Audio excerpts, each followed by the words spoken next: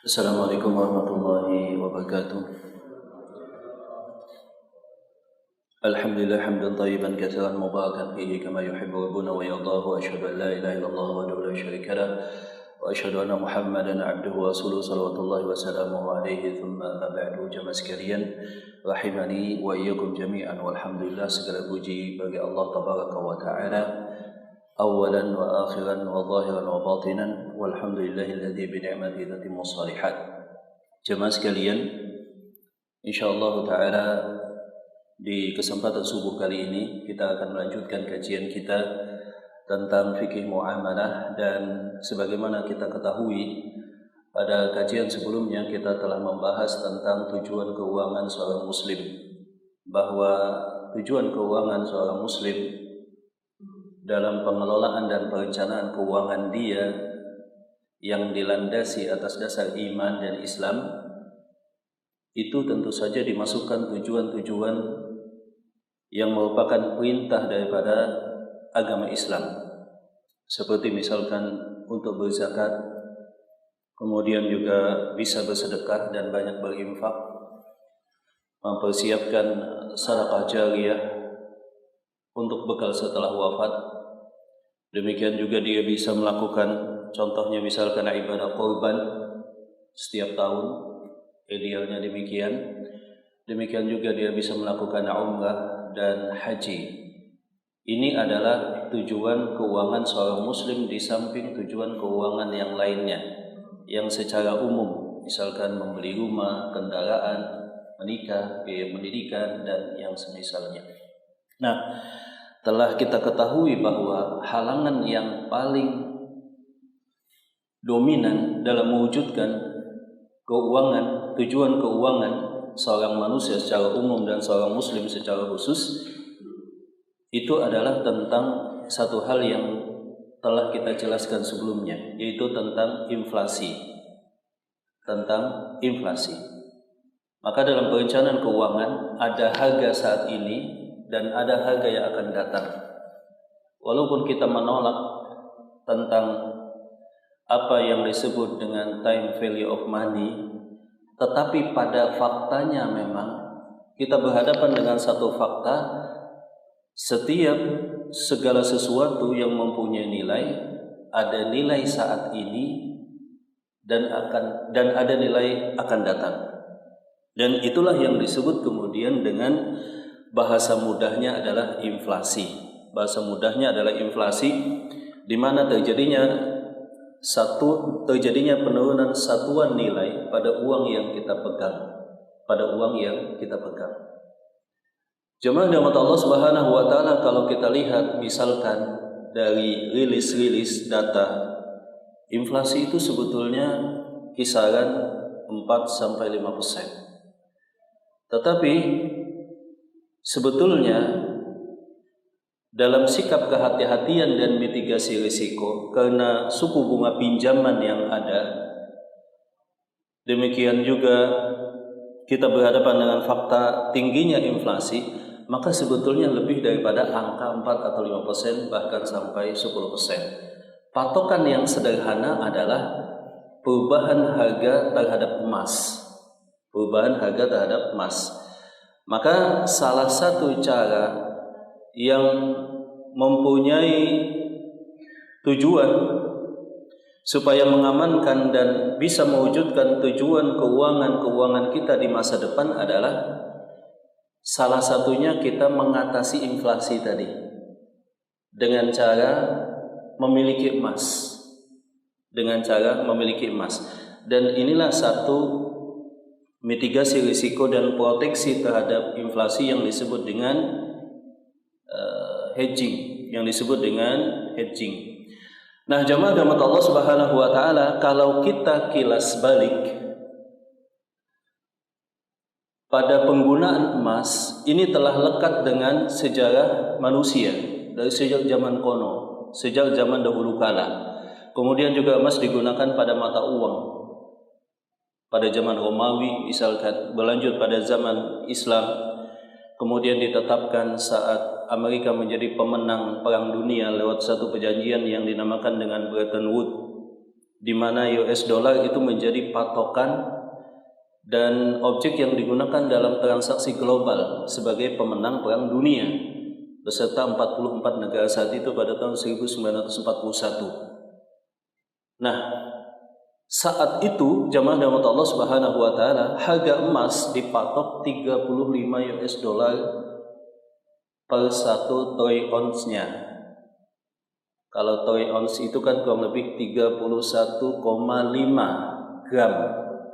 Saat itu harga emas tahun 41 emas dunia itu kurang lebih seharga 35 US dollar. Artinya, anggaplah katakan kurang lebih harga emas saat itu tahun 41-an sekitar 1 gramnya 1 dolar, dan kita bisa bayangkan berapa 1 US dollar saat itu jikalau dikonversi ke rupiah, segitulah harga emas. Maka kalau kita cek harga emas di Indonesia pada tahun 1945 itu berada pada angka Rp5.000 1 gram, kurang lebih demikian jemaah. Rp5.000 1 gram. Dan saat ini harga emas berapa? Sejuta berapa, Pak? 1.300 berapa? 330 kalau nggak salah ya. Nanti bisa dicek jamaah. Ada berapa persen kenaikan? Kalau saya lihat dari harga US dollar ke troy ounce-nya itu kurang lebih ada 70 kali lipat. Dan dari 5.000 ke 1.300.000-an itu kurang lebih sekitar 2.600% kenaikan. Kalau kita rata-rata bagi per tahun, maka sebetulnya hakikat yang ada inflasi segitu. Nah, jemaah rahmat Allah Subhanahu wa taala, artinya dan sebagaimana telah saya jelaskan bahwa untuk mewujudkan tujuan-tujuan keuangan, ternyata salah satu cara yang efektif adalah dengan cara mengoleksi emas.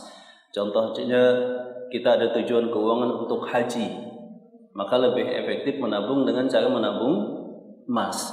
Contohnya kita ada tujuan keuangan pendidikan anak, ya, proteksi inflasi untuk pendidikan anak, maka salah satu caranya juga adalah menabung emas. Nah, jemaah rahmat Allah Subhanahu wa taala, pada instrumen investasi memang emas ini bukan untuk jangka pendek, Katakanlah misalkan asumsi pesimisnya tiap tahun itu tetap tidak lepas daripada 8%. Tetapi kan masalahnya ada beberapa kelemahan. Kalau kita lihat kilas balik sebelum membahas tentang fikih emas ini, kelemahan emas itu diantaranya adalah butuh tempat untuk nyimpan. Ya. Sebab kalau ketahuan bisa berisiko kehilangan atau kecurian. Maka pernah di Balikpapan terjadi pencurian emas, seorang nenek-nenek emasnya kecurian 1 kilo. Padahal rumahnya sederhana jemaah. Tapi emas yang dicuri itu 1 kilo begitu. Nah, kalau kita lihat jemaah rahmat Allah Subhanahu wa taala, emas itu kelebihannya adalah likuiditas. Kemudian dia digunakan sebagai hedging tadi. Kemudian ada kebanggaan memiliki emas. Akan tetapi emas juga mempunyai kelemahan. Kelemahan emas adalah butuh simpanan, disimpan maksudnya. Kemudian juga tidak menghasilkan passive income. Kalau kita bandingkan, properti bisa disewa, saham juga bisa menghasilkan dividen misalkan, tapi emas tidak. Kelemahan yang lain adalah kenaikan emas itu pelan-pelan, tapi memang tidak terasa. Tahu-tahu sudah naik tinggi. Nah, kenaikannya pelan. Jemaah rahmat Allah Subhanahu wa taala. Maka emas adalah salah satu instrumen biasanya dari investasi yang idealnya digabungkan dengan properti, yang idealnya digabungkan dengan usaha, yang idealnya digabungkan dengan saham. Nah, kita kembali ke emas jemaah rahmat Allah Subhanahu wa taala. Di dalam Islam memang telah disebutkan bahwa di antara harta yang disenangi oleh manusia itu adalah emas. Zuyyina lin-nasi hubbus syahawati minan nisa'i wal banina wal qanatiril muqantarati minadh dhahabi wal fiddah. Manusia itu di antara fitrahnya adalah senang akan harta, dan harta yang disenangi oleh manusia yang berada pada peringkat yang pertama itu adalah emas. Zuyyina lin-nasi hubbus syahawati minan nisa'i wal banina wal qanatiril muqantarati minadh dhahabi wal fiddah. Dan di dalam Islam emas itu wajib dizakati. Sebab emas itu tidak boleh, ya kan, sebab harta itu hukum asalnya kan makin terdistribusi maka makin positif. Karena itulah jikalau emas disimpan dalam jumlah banyak terkena potongan zakat. Allah Ta'ala mengancam walladzina yaknizuna adh-dhahaba wal fiddata thumma la yunfiqunaha fi sabilillah fabashshirhum bi'adzabin alim. Mereka yang menumpuk emas kemudian tidak mengeluarkan zakatnya, maka beritahukan kepada mereka ada azab yang sangat pedih. Ada azab yang sangat pedih. Nah, kalau kita lihat emas itu kan ada beberapa macam jamaah. Ada emas yang sifatnya batang. Ada emas yang disebut dengan koin. Ada emas perhiasan. Ini biasanya emas fisik demikian. Nah, di samping emas fisik, dan ini berkaitan dengan hukum fikih yang akan kita bahas saat ini, ada emas yang disebut dengan emas digital. Emas digital maksudnya adalah seseorang mungkin beli emas, kemudian yang dia dapatkan hanyalah sertifikatnya saja, sedangkan emasnya disimpan oleh perusahaan penjual emas tersebut dalam bentuk sertifikat kepemilikan. Kemudian ketika si pembeli atau si pemilik tadi ingin mengambil fisik, maka kemudian diserah terimakan, entah dengan satu perjanjian pada satu waktu khusus, entah pada waktu kapanpun yang dia inginkan. Ini dalam terminologi kita kenal dengan istilah emas digital. Maka saat ini juga telah dilayani oleh semacam pegadaian, ya, kemudian pegadaian syariah kita lihat juga melayani emas yang seperti ini. Kemudian bahkan BTN, demikian juga BSI, demikian juga beberapa aplikasi investasi emas, contohnya Peluang dan lain-lain. Nah, jamaah rahmat Allah Subhanahu wa taala, ketika emas fisik itu kan jelas transaksinya. Uang sebagai harga dan emas sebagai objek yang dibeli.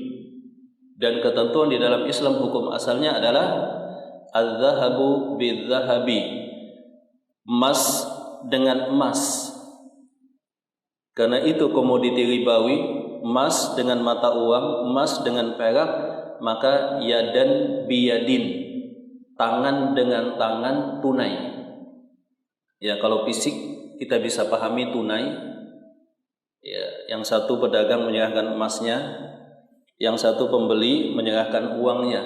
Terjadi taqabud, serah terima tunai, dan itu sah. Ya, tidak ada riba di dalamnya. Lalu bagaimana jikalau salah satu ditunda penyerahannya, baik uangnya atau emasnya, maka berarti tidak tunai. Tidak tunai. Kalau pada fisik contohnya misalkan kita beli emas online, atau misalkan katakanlah beli emas logam mulia antam di Balikpapan misalkan, hari ini pembayaran, terima emasnya besok misalkan. Atau contoh-contoh yang lain, berarti transaksinya fisik, walaupun fisik tidak tunai. Bertentangan dengan hadis Rasulullah SAW yang diriwayatkan oleh Ubadah bin Samit tadi, emas dengan emas, emas dengan perak, dan juga kalau dianalogikan berikutnya, emas dengan mata uang, itu wajib dilaksanakan secara tunai. Wajib dilaksanakan secara tunai. Nah, kalau fisik masih bisa kita tunai. Lalu bagaimana dengan emas? digital tadi rata-rata memang online. Ya, kita buka aplikasi, kemudian kita deposit.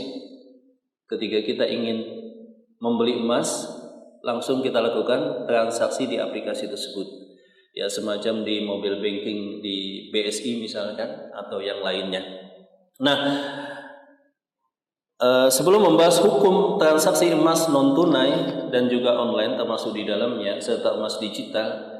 Jadi emas itu beberapa macam dalam konteks kepemilikan dan dalam konteks inflasi. Yang pertama tadi emas fisik, yang kedua adalah emas digital, dan yang ketiga adalah emas dalam bentuk kripto yang berbasis emas. Jadi di dalam dunia kripto itu biasanya ada namanya stable coin, yaitu jenis-jenis cryptocurrency yang stabil nilainya karena di backup. Entah backupnya adalah utilitas dalam dunia teknologi, ini masih terjadi fluktuasi, dan yang lebih stabil itu adalah jikalau satu cryptocurrency backupnya adalah mata uang. Contohnya misalkan ada kripto namanya USDT, sebab dia dipasangkan dengan mata uang US dollar 1:1. Ya, setiap satuan cryptocurrency tadi di backup dengan 1 US dollar deposit dalam bentuk liquidity pool. Nah, jemaah rahmat Allah SWT, demikian juga emas. Emas tadi ada juga kripto yang kemudian di backup dengan emas, dan itu biasanya dipurifikasi oleh badan resmi. Dan ini ulama sepakat kalau kripto kemudian dia di backup dengan fisik, secara hukum umumnya itu adalah jenis kripto yang dihalalkan. Jadi kripto itu memang para ulama beda pendapat jemaah. Ada yang mengharamkan, ada yang menghalalkan. Yang mengharamkan cryptocurrency biasanya dengan alasan yang pertama karena sangat volatil tadi, fluktuasinya sangat luar biasa. Yang kedua karena dilarang dan tidak disahkan oleh otoritas keuangan negara. Yang ketiga karena alasan-alasan yang lainnya. Tetapi para ulama kemudian menyatakan jikalau cryptocurrency di satu negara disahkan dan dibolehkan, kemudian cryptocurrency juga mempunyai backup fisik, maka di sana tidak ada lagi permasalahan hukum. Nah, kita kembali, jenis emas yang ketiga adalah emas dalam bentuk kripto, yang kemudian ketiga satuan satu kripto tadi di backup dengan nilai yang sama satuan emas, dan itu depositnya nyata, terverifikasi. Yang ketiga adalah saham perusahaan tambang emas. Jadi ada 4 jenis investasi emas. Emas fisik, yang kedua apa tadi? Emas digital. Kemudian yang ketiga kripto dengan basis jaminan emas. Kalau di Indonesia juga kemarin sudah ada, saya lupa jenis kriptonya. Beli kripto tersebut bisa ditukar dengan emas fisik. Kemudian yang keempat adalah investasi dalam bentuk saham perusahaan tambang emas. Ya, saham perusahaan tambang emas. Baik di market global US misalkan atau di market lokal di Indonesia. Nah, kembali jamaah rahmat Allah Subhanahu wa taala, yang kita bahas adalah hukum transaksi emas non tunai, baik pada fisik atau pada digital.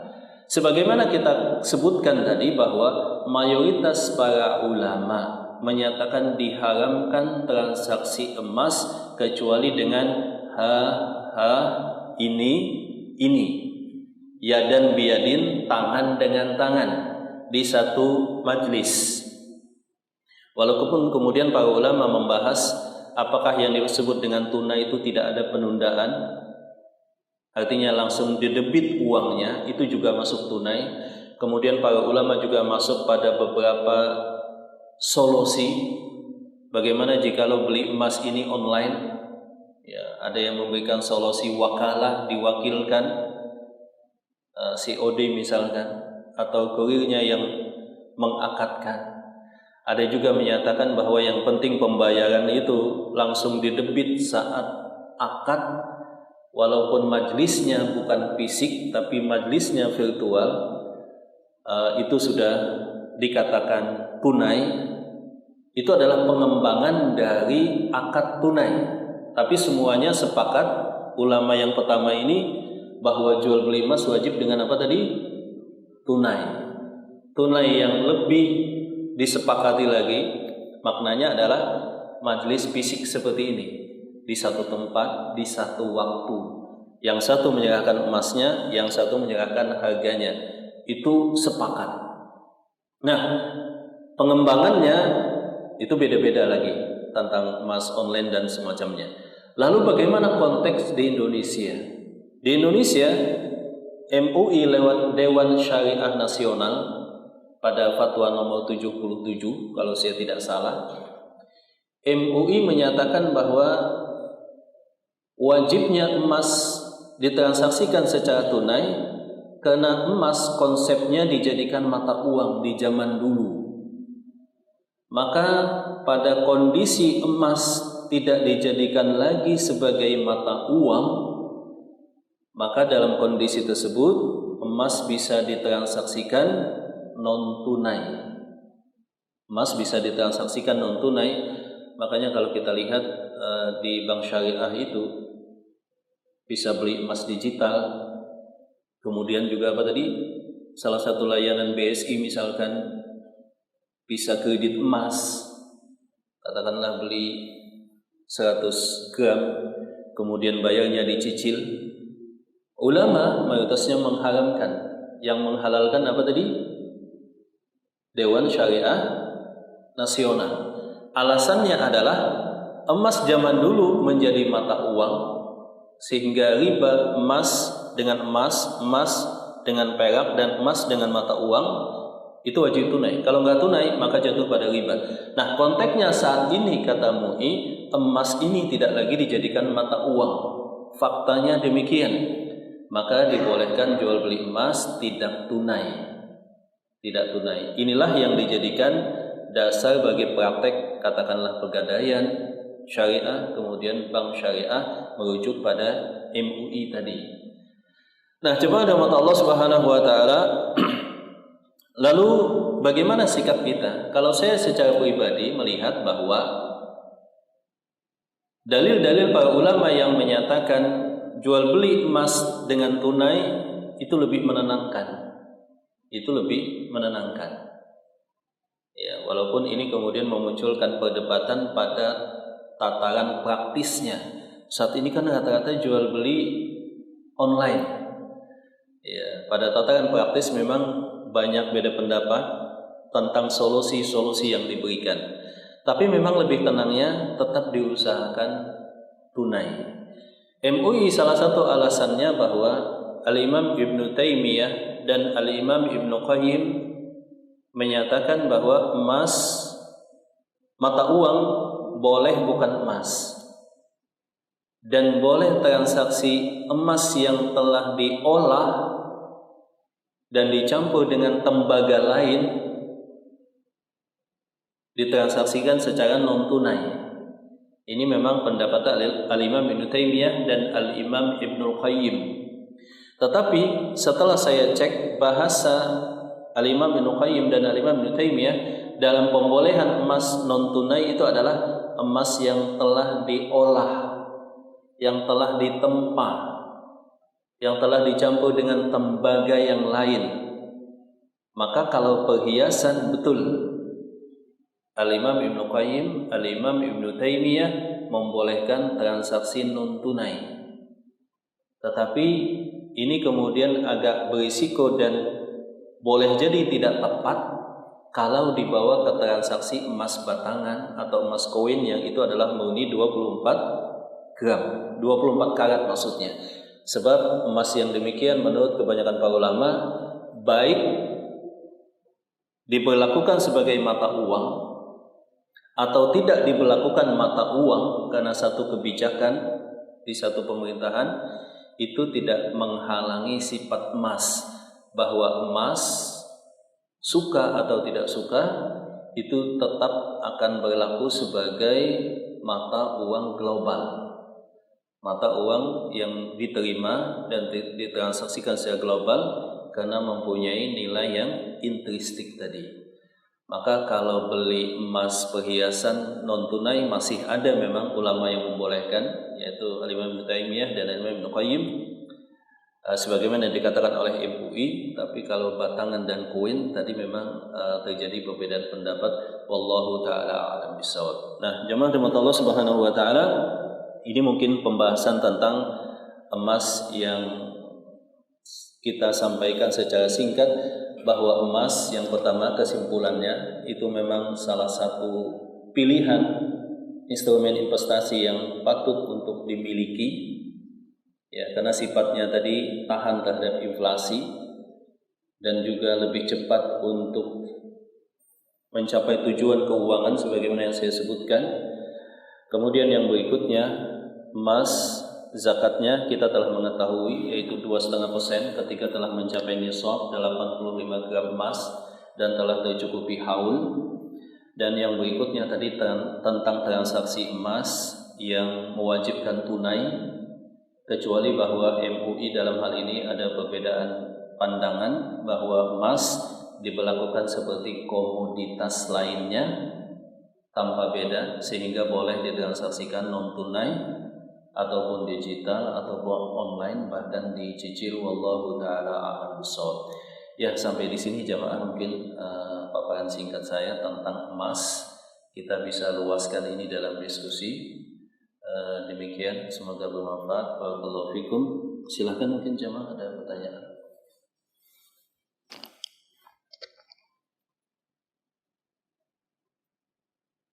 Silahkan jamaah tentang emas ini, hal-hal yang berkenaan dengan emas, ya. Silakan Pak. Waalaikumsalam.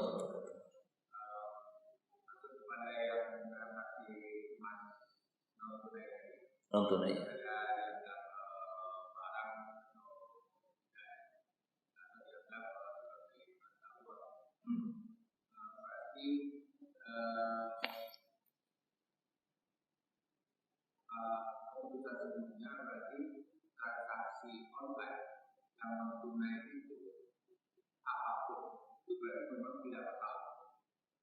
Kalau menurut MUI, otomatis ketika disikapi sebagai komoditas, maka tidak masalah dengan cara apapun, kata MUI. Ya, semasa dilakukan dengan syarat-syarat jual beli seperti biasa, maka bisa dicicil, bisa non tunai, dan bisa yang lainnya. Kemudian pertanyaannya apa?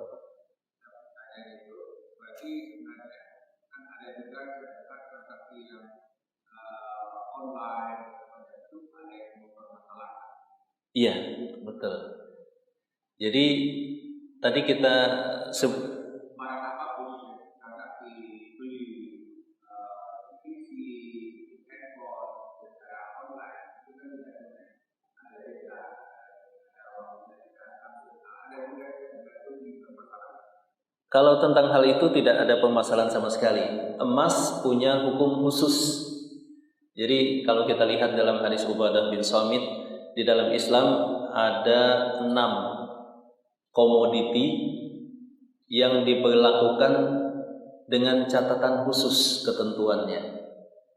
Yang pertama adalah alat tukar, emas dan perak, beserta substitusinya kalau ada, yaitu mata uang.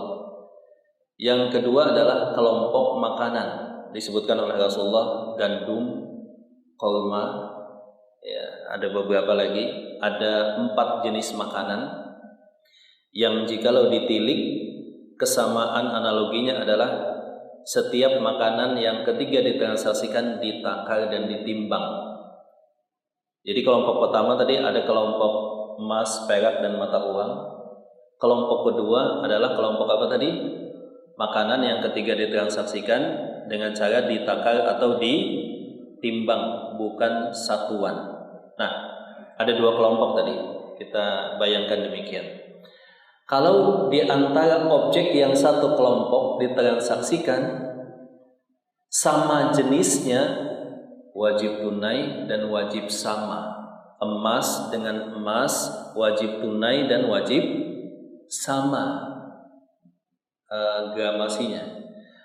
Perak dengan perak juga demikian. Rupiah dengan rupiah juga wajib tunai dan wajib sama nilainya. Jadi kalau sama jenis masih di satu apa tadi? Kelompok. Beras dengan beras tanpa melihat mutunya wajib sama dan tunai. Sama jenis plus sama di satu kelompok otomatis. Kalau jenisnya sudah beda tapi masih di satu kelompok, contohnya di kelompok pertama apa? Emas dengan perak, emas dengan mata uang. Nggak ada syarat wajib sama, baik kuantitinya maupun kualitinya. Hanya satu syaratnya, wajib tunai. Demikian juga pada kelompok kedua, kalau beda jenis tapi masih satu kelompok. Contohnya beras dengan gandum, nggak masalah beda takarannya, tapi hanya wajib apa? Tunai. Tapi kalau sudah beda kelompok, beli emas pakai beras, tabi'u kaifa syi'tum, jual belilah dengan cara apapun yang kalian inginkan. Yang keempat, jual beli komoditi yang bukan termasuk 6 komoditi tadi, itu juga bebas. Televisi tidak masuk dalam 6 tadi. Yang 6 tadi apa? Emas, perak, dan mata uang. Yang kedua, kelompok kedua apa tadi? Setiap makanan. Yang ketiga, ditransaksikan, ditakar, dan ditimbang. Itu yang punya perlakuan khusus. Gitu. Itu aja Pak. Nah, emas masuk di sini posisinya. Beli emas itu nggak boleh dicicil atau tertunda. Hanya tadi memang berkembang. Apakah definisi tunai itu harus majelisnya harus fisik serah terimanya ataukah bisa online? Maka ada juga para ulama yang menyatakan termasuk juga beli emas tunai adalah online.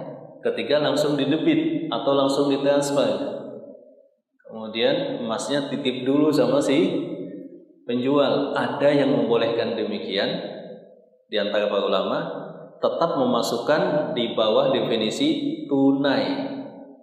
Ya, jadi tunai tadi pun beda-beda memang ketika konteks saat ini jual belinya melibatkan online.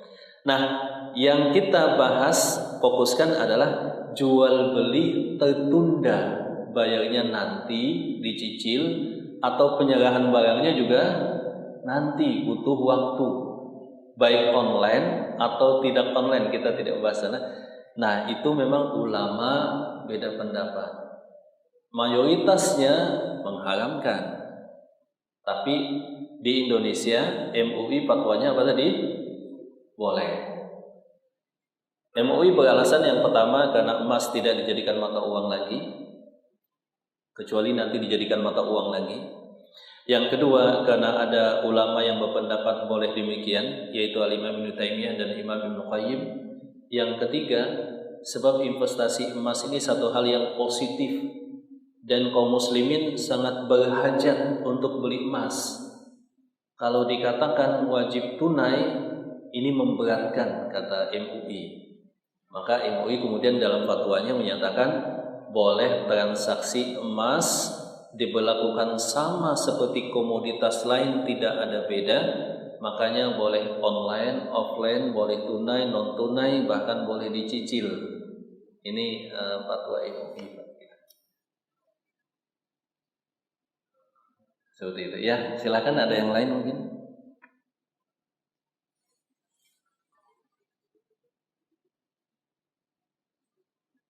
Ya, silakan.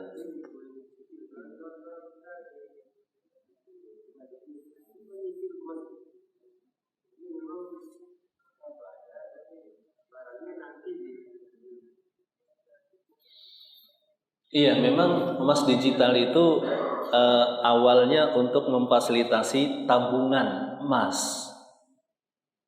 Dan kita kan memang penting untuk menabung emas. Salah satu cara untuk memaksa kita punya emas lumayan itu kan menabung emas. Nah, maka tidak ada perbedaan pendapat tentang bolehnya kalau kita menabung emas dengan cara tunai.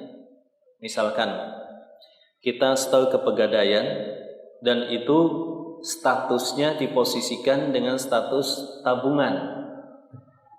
Ketika mencapai nominal uang 1 gram katakanlah, baru dikonversi dan dilakukan transaksi. Sampai lagi baru dilakukan konversi dan transaksi. Tapi kalau istilahnya tabungan, konversi dan transaksinya dilakukan ketika telah cukup uangnya, itu bukan non tunai, tetapi tetap tunai. Tapi kalau berapapun, konsepnya kan di Pegadaian itu akhirnya dengan basis fatwa MUI tadi, berapapun itu langsung transaksi, walaupun hanya 10.000 minimal. Nabung 10.000 langsung otomatis dikonversi dan ditransaksikan dengan emas digital dengan satuan 000, gram sekian gitu Pak. Ya, lebih aman kalau kita mau nabung emas ya kalau ada layanan kita nabung uang kemudian konversinya ketika telah mencukupi katakanlah minimal 1 gram konversi transaksi seperti itu lebih aman. Ya. Di BSI saya lihat juga ada layanan cicilan emas. Jadi misalkan jamaah ingin beli emas 1 kilo misalkan, itu kan kalau langsung beli ya berat juga. Tapi kalau di BSI itu bisa ternyata. Datang ke BSI beli 1 kilo, DP sekian, cicilannya sekian tiap bulan. Emasnya digadaikan oleh kita ke BSI. Siapa yang memiliki emas tadi? BSI atau kita pembeli? Harusnya kita, sebab kita sudah beli. Kemudian kita jaminkan ke BSI. Seperti itu. Maka kalau menurut fatwa MUI memang halal, tapi idealnya kalaupun kita milih pendapat itu, ketika kita beli emasnya, kita lihat fisiknya, kemudian baru kita DP, kemudian cicil ke BSI. Itu kalau kita menggunakan fatwa MUI. Tapi saya sendiri tidak merekomendasikan, lebih aman dan hati-hati memang beli emas tunai, nabungnya tunai gitu maksudnya. Ya, silakan Pak. Ya, silakan.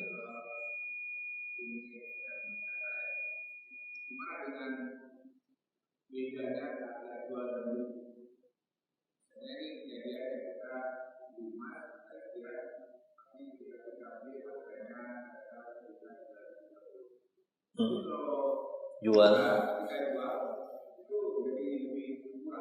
Iya.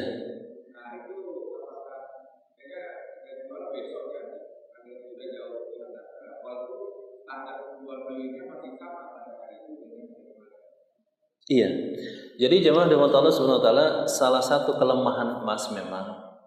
Jadi kan tadi emas itu punya kelebihan. Kelebihannya likuiditasnya, kapan kita butuh uang cepat bisa dicarikan. Emas 1 kilo kita bisa jual dalam waktu beberapa detik atau beberapa menit, maksudnya gampang. Tapi kalau kita punya rumah, kita jual, kita iklankan, kadang tahunan pun belum laku. Maka kelebihan emas adalah likuiditas yang tinggi jikalau dibanding dengan properti misalkan. Kemudian kelebihan yang lain kita tahu tadi, peredam inflasi dan sebagai hedging. Nah, emas juga punya kelemahan. Kelemahan emas adalah adanya yang disebut dengan split harga emas. Ketika saat kita beli mahal, tapi ketika saat kita jual diberlakukan harga sebaliknya, dikurangi dengan istilah buyback kalau di Antam kan begitu ya. Ada harga jual, ada harga beli. Biasanya kisaran bedanya antara 6-10%. dari harga update kalau kita jual.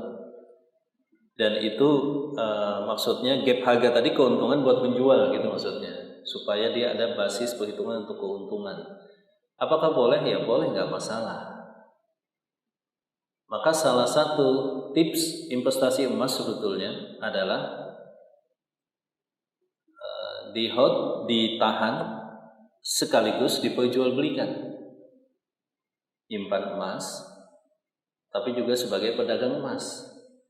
Atau nyimpan emas fisik sebagian yang lain diversifikasi dalam bentuk emas yang bisa diperjualbelikan. Katakanlah saham perusahaan tambang emas itu kan bisa ditransaksikan, kripto berbasis fisik emas itu juga bisa ditransaksikan, sehingga mendapatkan ya split harga tadi. Kalau ada orang mau jual, potong 10%. Kalau ada yang mau beli, up 10%. Di perbedaan harga tadi ada celah keuntungan kan begitu ya. Itu nggak masalah. Itu adalah bisnis biasa ya, keuntungan. Ya, silakan, ada yang lain. Ya, sampai di sini mungkin. Jika tidak ada yang lain, nanti insya Allah kita lanjutkan. Saya juga mungkin izin dulu sekitar 2 bulan atau 1,5 bulan kajian. Nanti mungkin bisa diinikan oleh teman-teman pengurus masjid di sini. Semoga bermanfaat. Barakallahu fikum. Subhanakallahumma wa bihamdika asyhadu an la ilaha illa anta astaghfiruka wa atubu ilaik wa akhiru da'wana alhamdulillahi rabbil alamin. Assalamualaikum warahmatullahi wabarakatuh.